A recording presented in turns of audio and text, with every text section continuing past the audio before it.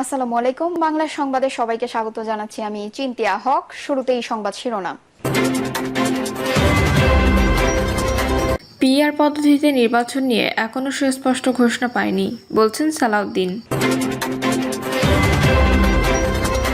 এদিকে মৌলিক সংস্কার নিয়ে রাজনৈতিক দলগুলোর কার কি অবস্থান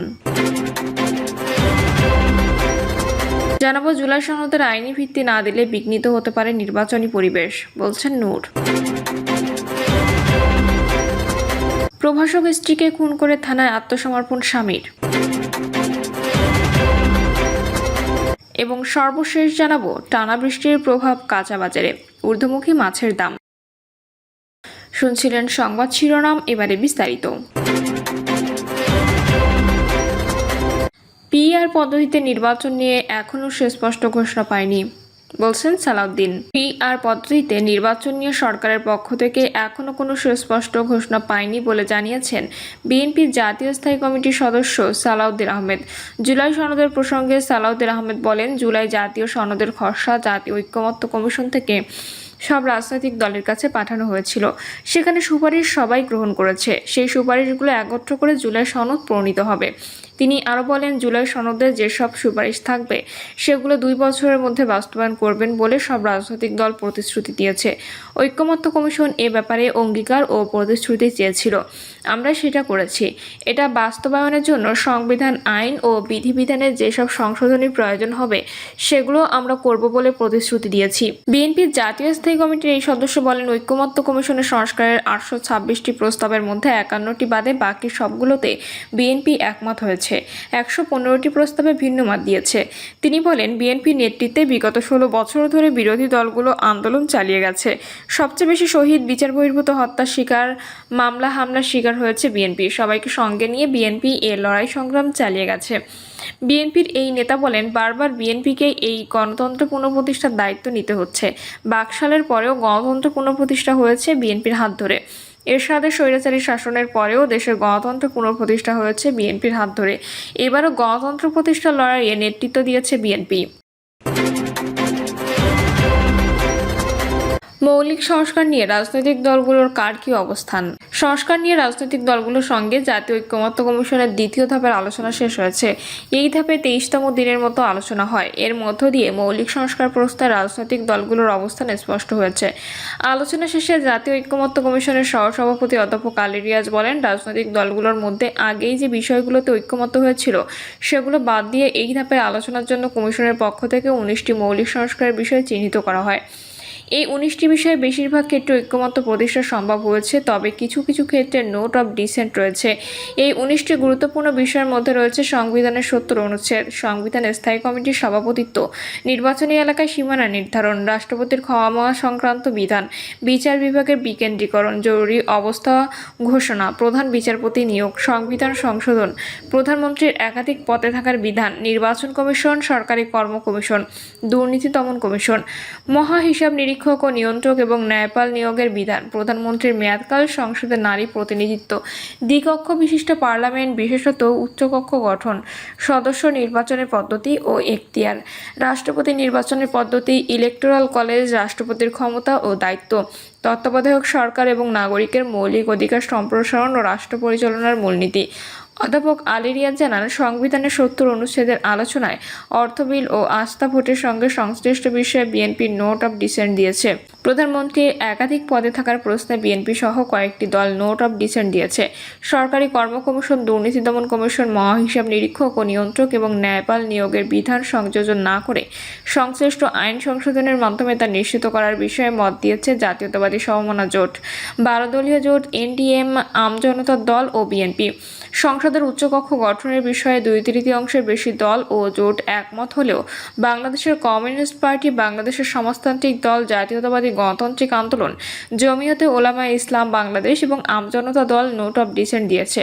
রাষ্ট্রপতি নির্বাচনের পদ্ধতির বিষয়ে সব দল একমত হলেও ইসলামী আন্দোলন বাংলাদেশ ভিন্নমত পোষণ করেছে। রাষ্ট্র পরিচালনার মূলনীতি নিয়ে আলোচনা করতে গিয়ে বাংলাদেশের কমিউনিস্ট পার্টি, বাংলাদেশের সমাজতান্ত্রিক দল, বাসদ, গণফোরাম বাংলাদেশ, জাসদ ও জেএসডি নোট অফ ডিসেন্ট দিয়েছে।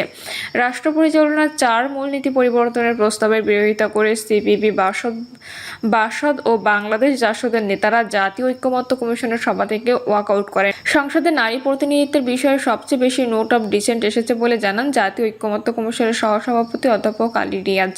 তিনি বলেন, বেশিরভাগ দল জাতীয় সংসদে নারী প্রতিনিধিত্ব ধাপে ধাপে 100-তে উন্নীত করার বিষয়ে একমত হলেও কিছু দল সরাসরি নির্বাচন এবং কিছু দল সংখ্যানুপাতিক পদ্ধতির পক্ষে মত দেয়।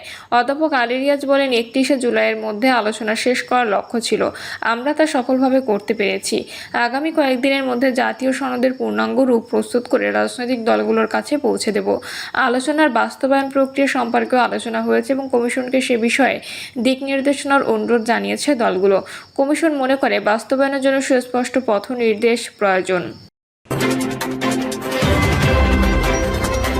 জুলাই সনদের আইনি ভিত্তি না দিলে বিঘ্নিত হতে পারে নির্বাচনী পরিবেশ, বলছেন নূর। গণ অধিকার পরিষদের সভাপতি নুরুল হক নূর বলেছেন, জুলাই সনদের আইনি স্বীকৃতি না দিলে নির্বাচনের পরিবেশ বিঘ্নিত হতে পারে, কারণ পরবর্তী সরকারের হাতে এর আইন করার দায়িত্ব অনেক দলই মানবে না।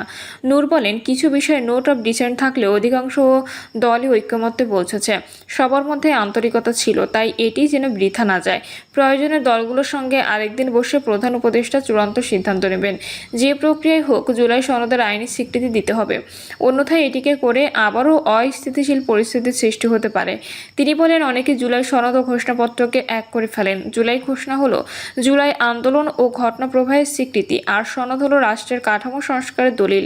আমরা মনে করি সনদ সব প্রক্রিয়া শেষ করে কয়েকদিন পরে হলেও সমস্যা নেই, কিন্তু জুলাই ঘোষণাপত্র 5 আগস্টের মধ্যে দিতে হবে। প্রভাষক স্ত্রীকে খুন করে থানায় আত্মসমর্পণ স্বামীর। পটুয়াখালীর বাউফলে পরকীয়া সন্দেহে প্রভাষক স্ত্রীকে গলা কেটে হত্যার পর থানায় আত্মসমর্পণ করেছেন স্বামী সরোয়ার হোসেন। মধ্যরাতে 4 বছরের শিশু সন্তান সারফারাজকে সঙ্গে নিয়ে বাউফল থানায় হাজির হয়ে স্বেচ্ছায় খুনের দায় স্বীকার করেন তিনি। তার স্বীকারোক্তির ভিত্তিতে পুলিশ নিহতের লাশ উদ্ধার করে। নিহত সালমা আক্তার পিরোজপুরের ভান্ডারিয়া উপজেলায় ধাওয়া গ্রামের মৃত রুস্তম আলীর মেয়ে। তিনি বাউফলের নুরাইনপুর নেসারিয়া ডিগ্রি মাদ্রাসার বাংলা বিভাগের প্রভাষক ছিলেন। অভিযুক্ত সারোয়ার হোসেন একই উপজেলার নদমুলা গ্রামের মৃত মোকসেদ আলীর ছেলে। সংশ্লিষ্ট সূত্র জানায়, মাদ্রাসায় চাকরির সুবাদে সালমা আক্তার ও তার স্বামী সরোয়ার হোসেন একমাত্র সন্তান সহ বাউফল উপজেলার চন্দ্রপাড়া গ্রামে মোহাম্মদ জসিমউদ্দিন ব্যাপারীর বাড়িতে ভাড়া থাকতেন। তাদের মধ্যে দাম্পত্য কলহ চলছিল দীর্ঘদিন ধরে।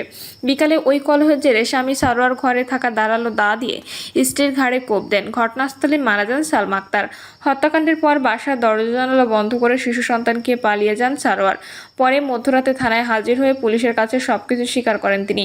বাউফল থানায় পুলিশ পরিদর্শক আতিকুল ইসলাম জানান, সরোয়ার হোসেন থানায় এসে স্ত্রীকে হত্যার কথা স্বীকার করার পর আমরা সঙ্গে সঙ্গে ঘটনাস্থলে গিয়ে লাশ এবং হত্যাকাণ্ডে ব্যবহৃত দা উদ্ধার করি, আর শিশুটিকেও পুলিশ হেফাজতে নিই। বাউফল থানার ওসি আখতারুজ্জামান সরকার বলেন, প্রাথমিক জিজ্ঞাসাবাদে সরোয়ার জানিয়েছে স্ত্রী পরকীয়ায় জড়িত সন্দেহেই তিনি এই হত্যাকাণ্ড ঘটিয়েছেন। লাশ ময়নাতদন্তের জন্য পটুয়াখালী মর্গে পাঠানো হয়েছে। এই ঘটনায় একটি হত্যা মামলা দায়েরের প্রস্তুতি চলছে বলেও জানান তিনি। টানা বৃষ্টির প্রভাব কাঁচা বাজারে, ঊর্ধ্বমুখী মাছের দাম। মাঝ বর্ষায় কাঁচা বাজারে কমেছে সবজির যোগান, যার প্রভাব পড়েছে দামে। 60 থেকে 80 টাকা কেজির নিচে নেই কোনো সবজি। স্বস্তি নেই মাছ বাজারেও। ছুটির দিনে রাজধানীর বেশ কিছু বাজার ঘুরে দেখা গেছে এমন চিত্র। চাহিদার তুলনায় মাছের সরবরাহ কম, আবার দামও বেশি। গেল সপ্তাহের তুলনায় সব ধরনের মাছের দাম কেজিতে বেড়েছে 20 থেকে 50 টাকা পর্যন্ত। 600 টাকা কেজির নিচে মিলছে না নদ নদীর মাছ। 300-র কমে মিলছে কেবল চাষের নলা তেলাপিয়া। আর 1 কেজি ইলিশ কিনতে পকেট থেকে বেরিয়ে যাবে 2 থেকে 2,500 টাকা। ঋতুচক্রের এই সময়টাকে বিক্রেতারা বলেন মাছের মৌসুম। সাগরের পাশাপাশি নদ নদীর সুস্বাদু মাছের সবচেয়ে বেশি যোগান থাকে, তাই দামও কমে আসে। তবে বাজারের পরিস্থিতি একেবারে ভিন্ন। প্রতি কেজি দেশি মুরগি 600 থেকে 700 টাকা, সাদা লেয়ার 310 টাকা ও লাল লেয়ার বিক্রি হচ্ছে 320 টাকায়। প্রিয় দর্শক, এই ছিল এখনকার সর্বশেষ সংবাদ। আপডেট সব সংবাদ পেতে চ্যানেলটি সাবস্ক্রাইব করে বেল আইকনটি ক্লিক করে রাখুন।